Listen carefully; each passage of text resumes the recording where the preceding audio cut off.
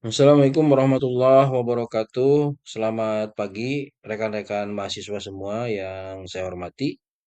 Ya.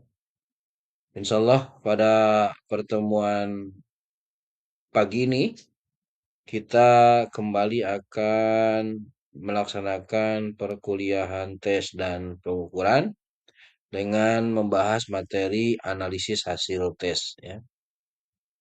Salah satu kompetensi inti dalam mata kuliah tes dan pengukuran. Ya. Karena setelah melaksanakan tes, ya, tentunya seorang pendidik harus melaksanakan analisis terhadap hasil tes. Ya, materi ini sangat penting. Kenapa? Karena melalui analisis hasil tes, seorang guru, seorang pendidik tidak hanya memberikan nilai, tetapi juga seorang pendidik harus memahami bagaimana kualitas pembelajaran yang telah dilaksanakan. Kemudian juga bagaimana kemampuan yang dimiliki oleh peserta didik setelah pembelajaran. Dan tentunya yang tidak kalah penting adalah mutu daripada instrumen soal atau instrumen penilaian yang telah kita buat, yang telah dibuat oleh seorang guru. Nah, saya berharap rekan-rekan mahasiswa semuanya bisa mengikuti penjelasan ini dengan baik, ya, mencermati alur-alur perhitungan berkaitan dengan materi ini, walaupun disampaikan secara sederhana, ya. Dan tentunya juga yang paling penting, saya menginginkan rekan-rekan mahasiswa semuanya dapat memahami, ya, makna dari setiap materi dan rumus-rumus yang disampaikan pada pembelajaran pagi hari ini. Baik, selanjutnya adalah tentang ketuntasan belajar. Nah, ini ya, ketuntasan belajar. Berarti ketuntasan belajar ini adalah membahas tentang ketercapaian tujuan pembelajaran, ya. Biasanya dibandingkan dengan nilai KKM. Jadi sudah ada patokannya, ya. Pembandingnya, ada nilai pembanding. Jadi untuk mengetahui ketuntasan belajar harus ada nilai pembanding dulu. Biasanya disebut dengan, ya, KKM, ya. Kalau dulu sebut KKM, sama aja lah dulu sama sekarang, ya. Cuman ada istilah yang lain sekarang itu, ya. Eh, kalau dulu kriteria ketuntasan minimum, ya. Jadi kalau ingin mengetahui ketuntasan belajar individu, nilai akhir itu sama dengan atau lebih besar daripada kriteria ketuntasan minimum, ya. Kemudian ada ketuntasan klasikal. Nah, kalau ketuntasan klasikal ini sigma jumlah siswa yang tuntas dibagi jumlah siswa yang ada dikali 100. Nah, seperti tadi, ya. Ya. Jadi jumlah siswa yang tuntas dibagi dengan jumlah siswa yang ada, ya, dikali 100, ya. Ya, biasanya standar umumnya ini penilaiannya adalah lebih besar atau sama dengan dari 75. Ini rata-rata KKM biasanya 75, ya. Ya, sebetulnya bisa ditentukan yang membuat patokan KKM itu ya ditentukan. Ada kriterianya, ya. Ada indeks siswa, ada daya dukung sekolah, ada kompleksitas. Nah, itu itu patokan atau indikator untuk membuat kriteria ketuntasan minimum, ya. Indeks siswa, kompleksitas pembelajaran, kemudian juga daya dukung sekolah, ya.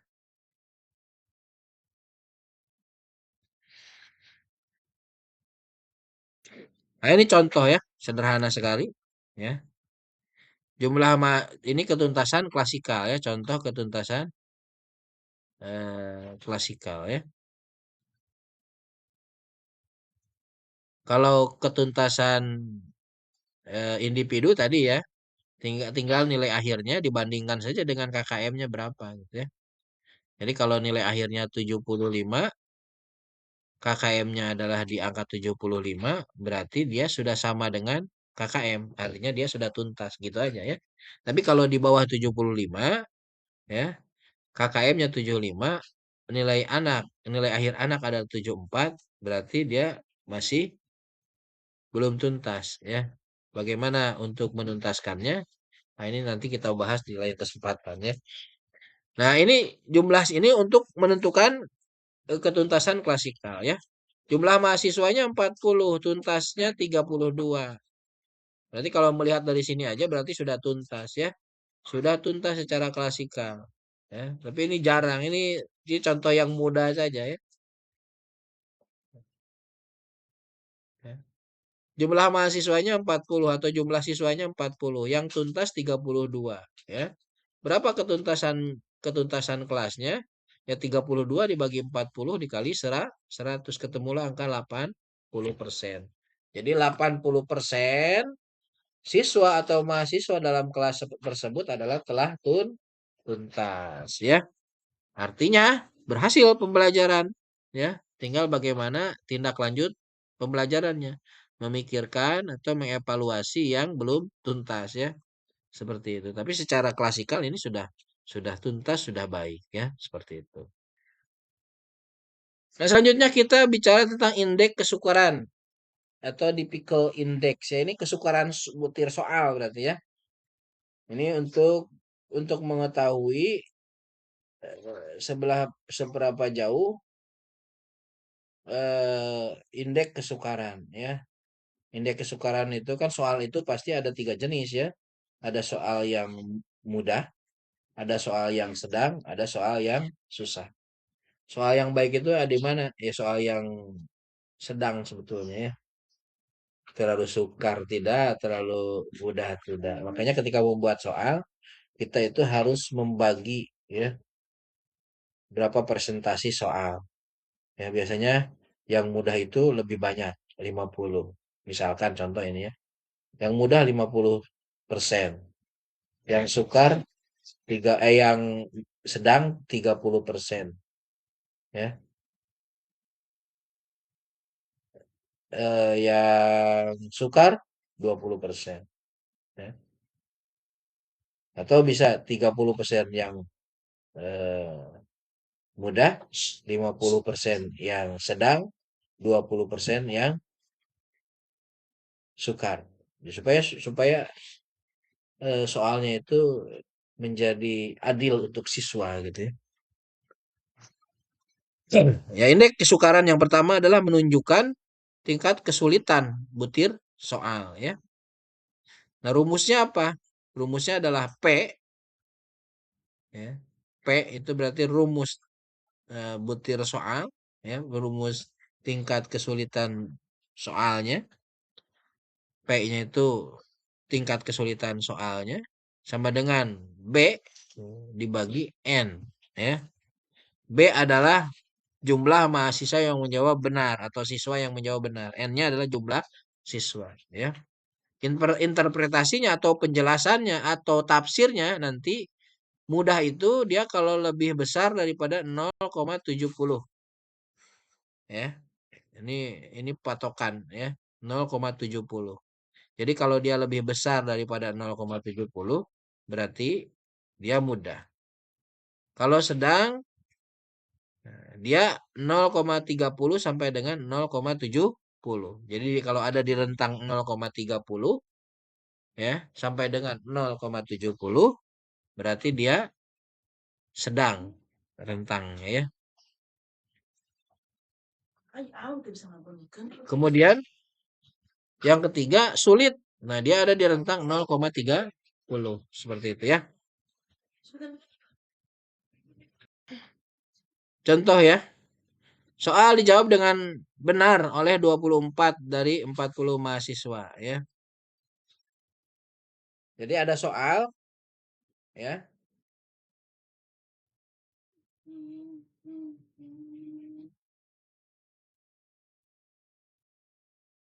Ya, 24. yang dijawab benar, ya. Kemudian jumlah mahasiswanya adalah 40 atau jumlah siswanya 40. Berarti P sama dengan B dibagi N, ya. B itu adalah jumlah soal yang dijawab benar. Berarti 24 dibagi 40. Nah, ini adalah angkanya, hasilnya adalah 0,60. Nah, tadi ingat patokannya adalah 0,60 itu antara 0,30 sampai 0,70 itu berarti kategori soal sedang, ya. Berarti soal yang baik itu adalah soal yang memang berada pada kategori sedang, ya. Terlalu mudah tidak, terlalu sulit juga tidak, ya. Sesuai dengan yang jelas memang harus sesuai dengan kontens, ya, pembelajaran yang memang dibutuhkan, ya, oleh siswa. Baik, selanjutnya adalah daya pembeda, ya. Daya pembeda pada soal gitu, ya. Ini membedakan mana mahasiswa yang memiliki kemampuan tinggi dan mana mahasiswa yang belum memiliki kemampuan tinggi, ya.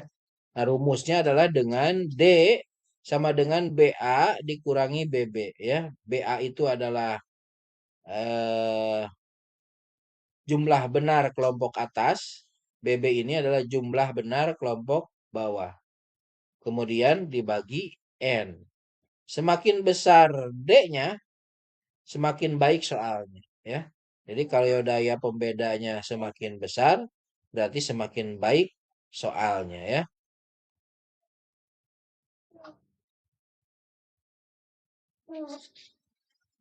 Kalau N, yaitu N tadi jumlah peserta, ya, atau jumlah siswa, ya. Nah, ini kita ada contoh lagi, ya. Ini banyak contoh, ya. Ini ada contoh. Kelompok atas berarti BA ini 10 orang, ya. 9 benar. Kemudian ada kelompok bawah menjawab benar 4. Jumlahnya sama 10, ya. Kelompok atas ada 10 orang, kelompok bawah ada 10 orang. Kelompok atas itu menjawabnya 9 benar, kelompok bawah menjawabnya 4 benar. Berarti bagaimana mendistribusikan ke dalam rumusnya? Berarti D sama dengan tadi BA dikurangi BB dibagi 10 jumlah siswa. Berarti 9 dikurangi 4 dibagi 10, ya. 9 dibagi 4, 9 dikurang 4 berarti 6, 6 dibagi 10 berarti dapatlah nilai 0,5. Ya, nilai ini menunjukkan daya pembeda pada kemampuan eh, mahasiswa atau siswa dalam memahami soal, ya. Dan melihat hasil ini adalah berarti daya pembedanya itu sangat sangat baik, ya. Daya pembedanya sangat baik. Selanjutnya adalah validitas tesnya. Sebuah tes dikatakan sesuai atau valid, itu yang pertama isinya valid, ya.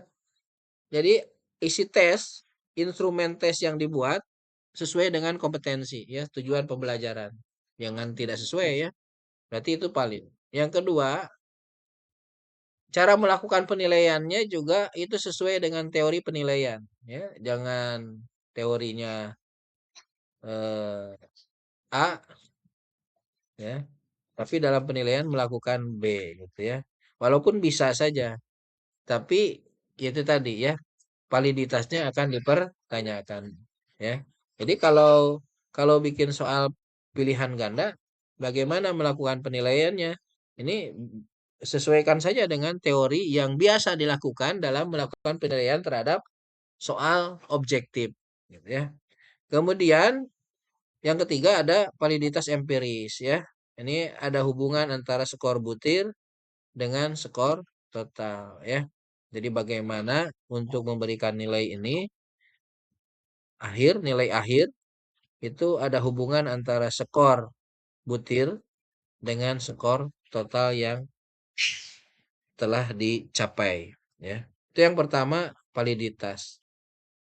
Ya, selanjutnya adalah reliabilitas, ya. Reliabilitas tes, ya. Konsistensi tes, ya. Menunjuk bahwa sejauh mana sih konsistensi tes, ya. Reliabilitas itu menunjukkan sejauh mana konsistensi hasil tes. Jadi anak kalau mengerjakan tes, mau kondisinya apapun, ya kalau soalnya itu reliable, ya, dia pasti bisa, ya. Jadi secara umum konsisten anak mengerjakan hasilnya akan sama, ya tidak jauh berbeda, ya. Nah, tes itu dikatakan reliable jika, ya, ini dia R-nya, R hitungnya itu sama dengan atau lebih besar daripada 0,70, ya. Nah, kalau di bawah 0,70 berarti sudah tidak reliable, ya. Nah, itu pakai rumus, ya, KR20 atau KR21, ya, atau pakai alpha Kronberg. Nah, ini, ya, untuk mengukur koefisien reliabilitas. Jadi tes dikatakan reliable hasilnya itu kalau dia R hitungnya dibandingkan dengan koefisien reliabilitasnya itu sama dengan atau lebih besar daripada 0,70. Kalau 0,70 masih reliable. Tapi kalau sudah di bawah 0,69 misalkan, berarti soal itu tidak reliable, tidak konsisten, ya. Perlu perubahan, ya, seperti itu. Yang baik yang terakhir adalah implikasi akademik atau akibat akademik, ya, daripada hasil analisis hasil tes ini, ya. Yang pertama adalah analisis hasil tes ini mencerminkan kemampuan guru, ya. Jadi adanya analisis hasil tes ini bahwa guru itu memiliki kompetensi dalam melakukan evaluasi. Itu yang pertama. Yang kedua, data hasil tes yang diperoleh oleh guru ini harus ditafsirkan secara ilmiah. Ya, bisa dijelaskan bagaimana si anak memiliki nilai 75, 80, 90. Kenapa nilai anak ini tidak mencapai KKM dan lain sebagainya. Ini bisa ditafsirkan secara ilmiah. Itu yang kedua. Yang ketiga, analisis hasil tes ini menjadi dasar untuk meningkatkan mutu pembelajaran, ya. Karena untuk meningkatkan kualitas pembelajaran dalam sebuah kelas atau sebuah lembaga pendidikan tentunya perlu evaluasi. Apa yang menjadi kekurangannya? Apa yang menjadi kelebihannya dipertahankan, apa yang menjadi kekurangannya kemudian dievaluasi, ditindaklanjut dan dirubah caranya. Nah, ini adalah implikasi akademik daripada analisis hasil tes. Seperti itu rekan-rekan mahasiswa semuanya. Mungkin itu yang bisa saya sampaikan, ya. Demikian perkuliahan tes dan pengukuran dengan materi analisis hasil tes. Silahkan dipelajari kembali oleh rekan-rekan mahasiswa slide demi slide, ya, bisa dipahami. Nanti jika ada yang belum paham bisa japri lah, ya, bisa komunikasi dengan saya. Dan insya Allah juga nanti kita coba akan buat latihan lah, ya, ada tugas latihan untuk materi ini karena ini penting. Kalau tidak praktek, ya, ini sulit, ya, harus praktek lah. Mudah-mudahan rekan-rekan mahasiswa nanti diberikan kemampuan waktu dan apa namanya waktunya lah terutama, ya, bisa mengerjakan soal ini. Eh, Terima kasih atas perhatiannya dan tentunya juga terima kasih atas kesungguhan rekan-rekan mahasiswa yang senantiasa menyimak, ya, eh, video pembelajaran ini. Ya, mohon maaf jika banyak kekurangan karena memang pembelajaran kita melalui video, ya. Eh, Mudah-mudahan apa yang kita laksanakan ini diberikan kemudahan senantiasa oleh Allah Subhanahu wa taala. ya. Akhir kata Bapak tutup pertemuan kuliah hari ini dengan doa. Subhanakallahumma wa bihamdika asyhadu alla ilaha illa anta astaghfiruka wa atubu ilaik. Assalamualaikum warahmatullahi wabarakatuh.